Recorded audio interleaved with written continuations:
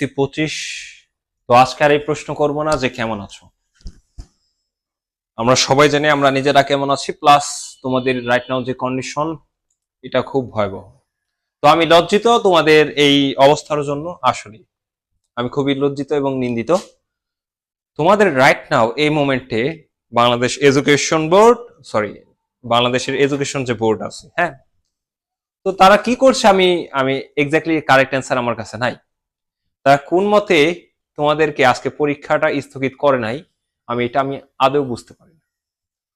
কেন right now যখন রাত কয়টা, রাত্রের দিকে, মাঝরাতের দিকে যখন এ নিয়ে আলাপ আলোচনা চলছিল, অবশ্যই এটা একটা কি বলে স্পেশাল থ্যাঙ্কস দেওয়া দরকার ঢাকা কলেজের স্টুডেন্টদের এবং যারা নিয়ার বাই ঢাকা কলেজের যারা যারা মানে ওই অ্যাট দ্যাট ওই সময় ওই মোমেন্টে যারা ছিল তাদেরকে সবাইকে আসলে ধন্যবাদ দেওয়া উচিত, কারণ তারাই পরীক্ষাটা পোস্টপোন করেছে।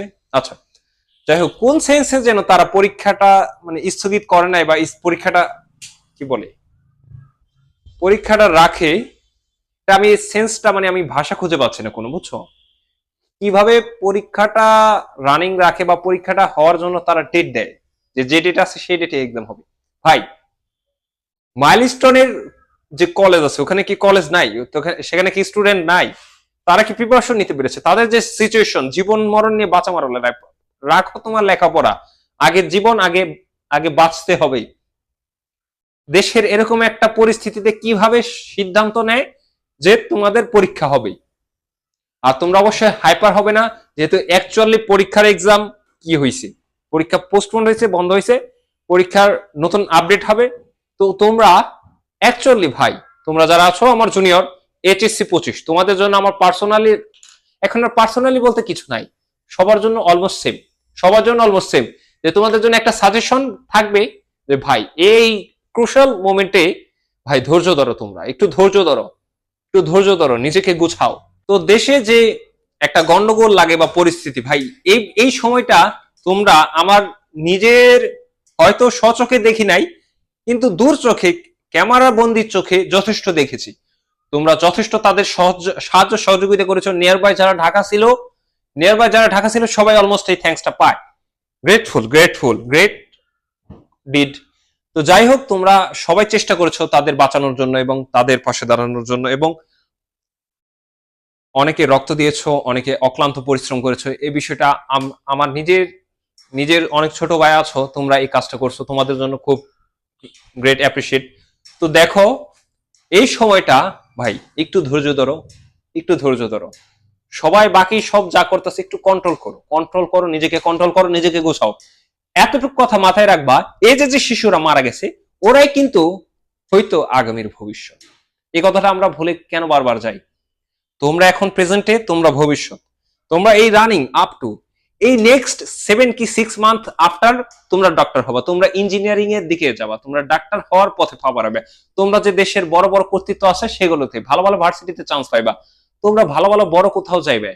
তো এই সময় তোমাদের নিজেকে ধরতে হবে যে কি বলে, আমার ফ্রেন্ড একটা কোড লেখছে, মানে কোডের মিনিংটা, মানে কোডের আসলে ইংলিশ মিনিংটা যতটা আমি না বুঝছি তার চেয়ে ভালো আমি মিনিংটা বুঝছি হয়েছে এইরকম, যে বাংলাদেশে বেঁচে থাকাটাই হচ্ছে সবচেয়ে বড় সফলতা। মানে এই যে প্রতিকূল পরিবেশ, এই লড়াই যুদ্ধ, মানে যেই যাই রকম যাই বলো না কেন, এখানে বেঁচে থাকাটাই হচ্ছে সবচেয়ে বড় কি জীবনের সফলতা।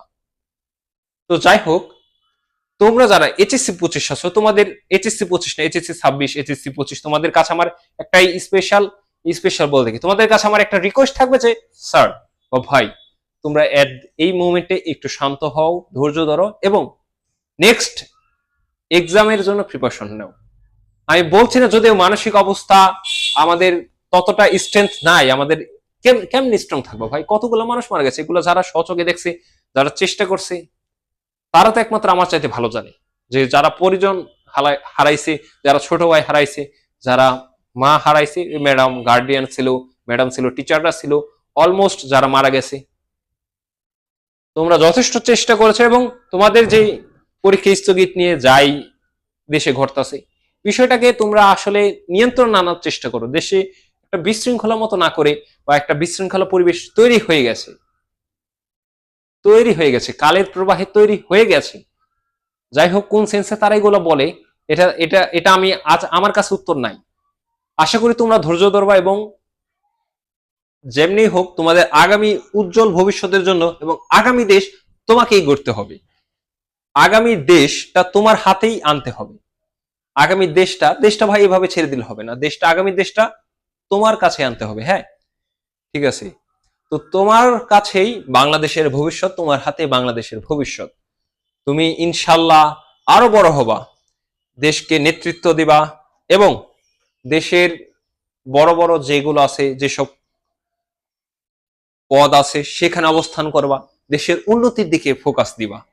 দেশকে কিভাবে আরো এগিয়ে নিয়ে যাওয়া যায়, দেশকে কিভাবে আরো উন্নত করা যায়, দেশকে কিভাবে আরো দেশের সবকিছু যত করাপশন আছে এগুলো দূর করা যায়, তুমি ওই পজিশনে যায় অনেস্টি দেখাবা। আমরা এটাই কাম্য তোমাদের কাছে। তোমরাই তো দেশের ভবিষ্যৎ। তো তোমাদের আমি এতটুকু বুঝি না যে এতটুকু কমন সেন্স কেন নেই যে আগামী যারা দেশের ভবিষ্যৎ, দেশের যে ফুটফুটে সন্তানরা এইচএসসি 25, ওদের কেন রাস্তাঘাটে লড়তে হবে, ওদের কেন রাজপথে নামতে হবে? এটা কারো কাছে উত্তর নাই, কারো কাছে উত্তর নাই। তো আমিও প্রশ্নের উত্তরবিহীন। ঠিক আছে, সবাই সবার জন্য দোয়া করবা। অবশ্যই সবাই মাইলস্টোনের যে লোকাল এরিয়াতে যতটা দুর্ঘটনা ঘটেছে, ক্ষয়ক্ষতি হয়েছে, যারা ক্ষয়ক্ষতিগ্রস্ত হয়েছে তাদের জন্য সবাই আমরা দোয়া করবো, এবং যারা মারা গেছেন তাদের জন্য আমরা দোয়া করব। ঠিক আছে, তো এই পর্যন্তই তোমাদের ভিডিওটা থাকবে, এবং আশা করি আমার কথাটা বুঝেছো অ্যাকচুয়ালি এই মোমেন্টে কি করা দরকার। সুস্থ থাকো, ভালো থাকো, দেখা হবে নতুন কোনো আপডেট, ইনফরমেশন এবং ভিডিওতে। আল্লাহ হাফেজ।